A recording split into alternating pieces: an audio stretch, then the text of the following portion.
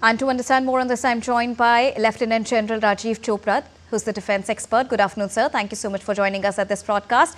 First of all, we would like to understand about the significance of this much-awaited move and how will this bolster effective command, control and efficient functioning. See, firstly, I need to congratulate the Government of India for taking such a significant step towards jointness. You're well aware that jointness has been going on for the last 25 years, but it's not very effective because for want of the Act and the rules. As you're aware that the Act came in 10th May 2024, but the rules were not there because the rules are very important for the implementation of the Act. How do we go together? Therefore, this is a significant step towards a total integrated defense forces towards jointness, operation efficiency. Because what happens is, each services, that is Army, Navy and the Air Force, had different sets of rules, different protocols for different ways of handling things. And whenever there is a joint command, like we have the Andaman and Nicobar Command, Defense Space Command, and the Defense Cyber Agency, there are three of them. And now we are looking towards theaterization. But if we don't have the common rules, the implementation of the discipline, the administration, the command and control will be different. And it requires a multi approach. By this coming to effect, the CNC and the officers in charge of the joint services organization will be fully empowered to take any disciplinary action, legal action, administrative action. This will overall bring the efficiency and a unity of purpose towards the implementation of the dream of theaterization. As you're aware that our adversary, China, has fully gone for theaterization. With this, it is a fundamental step towards integration and also theaterization of the Indian Armed Forces. It needs a complement, and you are aware for the present CDS is the second CDS, and this CDS came into being from 1st January 2020. And now with the necessity has been felt, you saw because the CDS was there, in Op Sandhur, there was a lot of synergy between the three services, whether it be the Army, the Navy, the Air Force, because they were under one person, the CDS, who was coordinating. Now with this coming, now a lot of grey areas of discipline, the administration, the command and control will be trashed out, and there will be a unity of purpose, and everybody will work and sing, will be in mutual support, and the best will be given to the organization, thereby increasing of efficiency. And this also comes at a very crucial time when Operation Sindoor is still underway, which you just mentioned. At this juncture, how will this help the military services and make the operations easier for them going ahead if once again we witness a situation like before? See, what is happening in the last few years, the government is trying to implement this joint services, jointness, and it is there, the framework is established. There were minor hiccups or minor differences between the three services on the rules portion of it. Now with the rules coming, it's fully implemented. Now there will be a lot of synergy and unity of purpose. If see a particular command like Andaman Nicobar Command, if it has a naval head, but the other forces are Army and the Air Force, but they have different rules of engagement, especially the discipline and the administrative.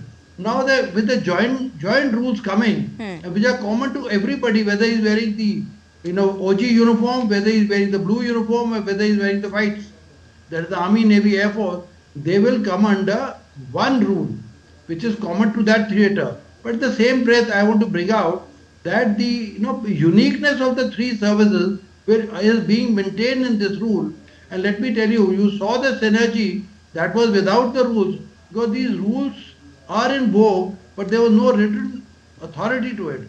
Now authority and responsibility is coming together, and there will be a lot of obedience and a lot of implied in a lot of operations. So let me assure you, Indian Armed Forces, as it is integrated, but with this coming, the integration will reach, will get a big boost. And you have seen the performance of the Indian Armed Forces. There was a lot of synergy between the integrated air defense systems, whether it be the missile systems. Everything was coordinated very well because the CDS was there. But there were certain hiccups because of the rules. There was a duplication of effort. Because firstly, it used to go to a particular head, then it used to go for the services head for administrative action or for disciplinary action. Now, those duplication of effort, and then nobody will be held in the limbo. Everybody knows who's the boss. In the Right. army, everybody, the chain of command should be very, very clear. Indeed. And yesterday we saw the centre approve the execution of 5th generation AMCA, and today this huge push for the unification of operational services. How is this a boost in making India self-reliant, especially in the defence sector, sir? See what is happening. Self-reliant. Yesterday also I spoke on the talk show. So there is a lot of varied equipment of the three services. They are procuring separately. But now with there'll be a common head, especially for procurement. And Navy may be having some different equipment. Army may be having some different equipment, especially in terms of communication and the logistics. With this coming, there'll be a lot of integration, especially of the protocols and the especially in the communication, the logistic field.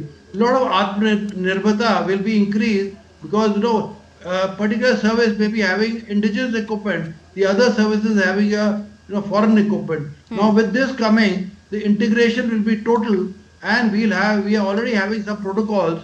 There will be protocols as far as the logistics is concerned, communication is concerned, and they will be totally an integrated force. And Atmanirbhar, you are seeing, Atmanirbhar, Air Force, Army, Navy, they all three have the common Akash missile. They have the common BrahMos missile.